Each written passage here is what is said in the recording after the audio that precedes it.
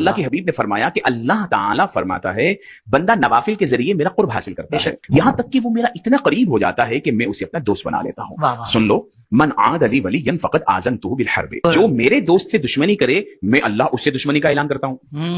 اب پھر اللہ تعالیٰ عز و جل ارشاد فرماتا ہے کہ وہ بندہ جب میرے قریب ہوتا ہے تو کنت سمعہ الذی یسمع بہ، میں اس کا کان بن جاتا ہوں جس سے وہ سنتا ہے، میں اس کا ہاتھ بن جاتا ہوں جس سے وہ پکڑتا ہے، میں اس کا پاؤں بن جاتا ہوں جس سے وہ چلتا ہے۔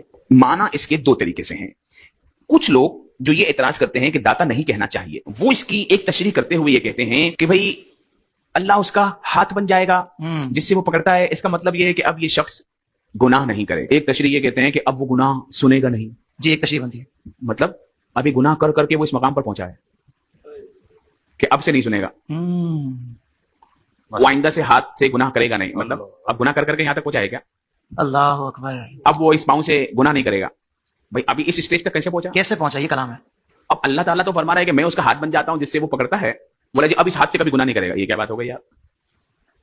ایک تشریح وہ ہے جو ہم کرتے ہیں، وہ یہ ہے کہ ہاتھ تو بندے کا ہوتا ہے، پاور رب کا ہوتا ہے، تو وہ پھر غوث اعظم دستگیر ہو جاتا ہے۔ بہت اچھے مصعب، واہ واہ۔ پھر کان تو اسی بندے کا ہے لیکن اس میں پاور اللہ کا ہے، تو جب اعلان کیا جاتا ہے قدم ھذا علی رقبۃ کل ولی اللہ، تو خواجہ غریب نواز جو ہے وہ ہند میں سن لیتے ہیں اور سن کر کہتے ہیں لا نہیں بل راسی و عینی، آپ کا قدم میری گردن پہ نہیں بلکہ میری آنکھوں اور میرے سر کے اوپر ہے۔ بھائی سبحان اللہ، واہ واہ۔ کون سا انٹرنیٹ کا سسٹم تھا جس سے خواجہ غریب نواز پہاڑوں میں محو عبادت ہیں وہ سن رہے ہیں، میں اس کی آنکھ بن جاتا ہوں، الذی یبصر بہ، جس سے وہ دیکھتا ہے۔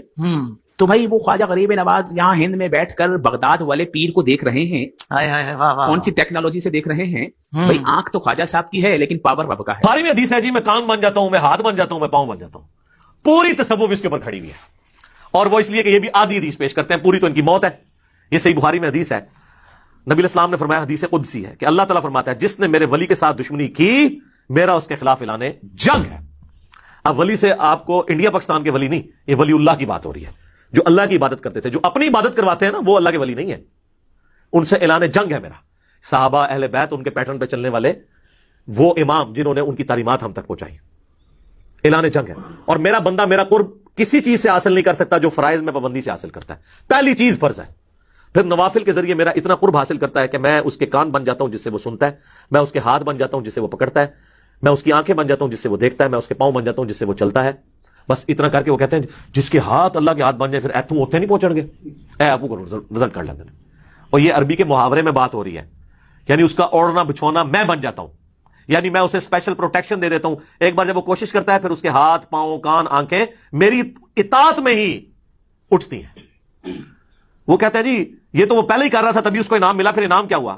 پہلے تو اس نے کوشش کی نا، انعام اس کو یہ ملا کہ اللہ اسے استقامت دیتا ہے، جو قرآن میں بھی آیا قل ان صلاتی و نسکی و محیای و مماتی للہ رب العالمین، اے نبی تم فرماؤ بے شک میری نماز، میری قربانی، میرا جینا، میرا مرنا سب اللہ کے لیے۔ اچھا اس حدیث کا اگلا حصہ نہیں پڑھتے، اگلے الفاظ ہے کہ جب وہ مجھ سے کوئی دعا کرتا ہے میں دعا قبول کرتا ہوں، اور جب مجھ سے پناہ طلب کرتا ہے اپنے دشمن کے اگینسٹ تو میں اسے پناہ عطا کرتا ہوں۔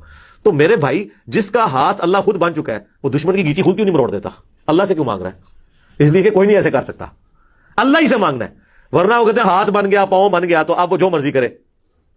تو یہ بات ہو رہی ہے محاورتاً، اور آگے الفاظ حدیث کی اس کی حفاظت کر رہے ہیں، لہٰذا یہاں سے دھوکہ دینا بند کریں۔ اور اس کو سپورٹیو حدیث ہے بخاری مسلم دونوں میں، اما عائشہ کہتی ہیں جب بادل نظر آتے ہیں نا اور آندھی چلتی تو ہم لوگ خوش ہوتے کہ بارش آئے گی، اور حضور صلی اللہ علیہ وسلم کے مبارک چہرے پر پریشانی کے آثار آ جاتے ہیں۔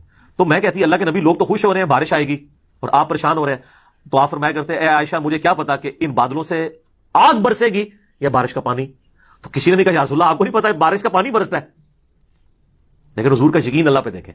پھر آپ نے سورہ الاحقاف کی وہ آیت تلاوت کی کہ قوم عاد پہ عذاب اسی طریقے سے آیا تھا کہ سخت گرمی کے بعد ایک بادل نمودار ہوا اور وہ ساری قوم اس کے نیچے آ گئی اور کہا کہ ابھی بارش برسے گی، اس میں سے آگ نکلی، سب ہلاک ہوئے۔ حضور نے سورہ احقاف کی آیت پڑھ کے کہا کہ مجھے بتاؤ عائشہ مجھے کیا پتا کہ اس بادل میں سے عذاب آنے والا ہے یا اللہ کی رحمت؟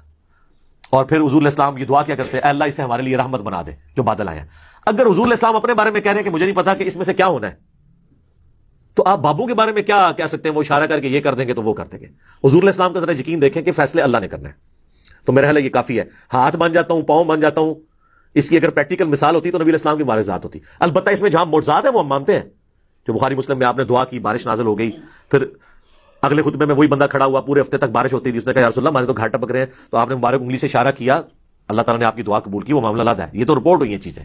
آپ جو بابوں کے بارے میں سٹوریاں بتا رہے ہیں وہ کوئی رپورٹ نہیں ہوئی ہوئی ہے، سب جعلی ہیں. اور اگر آپ کہتے ہیں اصلی ہے تو کر کے بتاتے سر. اے کوڑا اے میدان، ایک نگاہ مار کے یوٹیوب سے نبی اسلام سے متعلق گستاخانہ ویڈیو ڈیلیٹ کرا دیں تو ہڈی بزرگی کس دہڑے کام آنی ہے؟ کس دن کام آئے گی آپ کی بزرگی؟ آئے نا. ہمیں تو آپ کہتے ہیں امت مر جائے اگر حضور کے گستاخانہ کھا کے مان رہے ہیں. امت تو بعد مرے، پہلے وہ بابے کیوں نہیں مر جاندے جنہوں کی ڈیوٹیاں نے؟ ان کے پاس تو اختیار بھی ہے اور وہ امتی نہیں ہے، انہیں اپنے نبی کا درد نہیں ہے، ان کو تو ہم سے زیادہ ہونا چاہیے نا. تو آپ یہ بھی کہا کریں وہ سارے بابے بھی مر جان جنہوں کو اختیار ہے نگاہ مار کے ڈیلیٹ کرنے کا نہیں کروا رہے. علمی طور پہ تو ویسے مر گئے ہیں، تو دوسرے طریقے بھی مارنا ہے تو اس طریقے سے مارو، ساڑی جان چھڑو.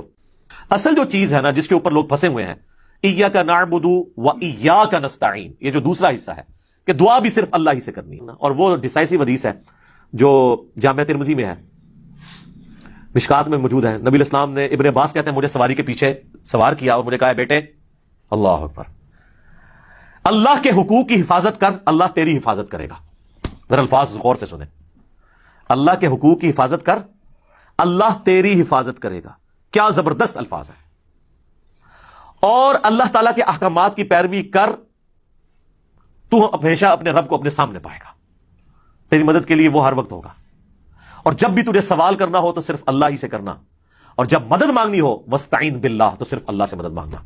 اور بچے جان لے، اگر پوری امت مل کے تجھے ذرے کے برابر بھی نقصان پہنچانا چاہے اور اللہ نہ چاہے تو نہیں پہنچا سکیں گے، اور اگر ساری امت، زمین و آسمان کی ساری مخلوقات مل کے ذرے کے برابر تمہیں فائدہ بھی پہنچانا چاہے نہیں پہنچا سکیں گی مگر جو اللہ چاہے. اور پھر حضور نے اس کو مزید مور لگائی، آپ نے فرمایا کہ تقدیر کے صحیفے خشک ہو چکے ہیں اور قلم اٹھا لیے گئے ہیں، یعنی جو اللہ نے فیصلہ کیا ہے نا وہی ہونا ہے. یہ حدیث کتنی ڈیسائسو ہے. نبی اسلام اپنے اصحاب کی تربیت کرتے تھے کہ مانگنا ہے تو اللہ سے مانگنا ہے.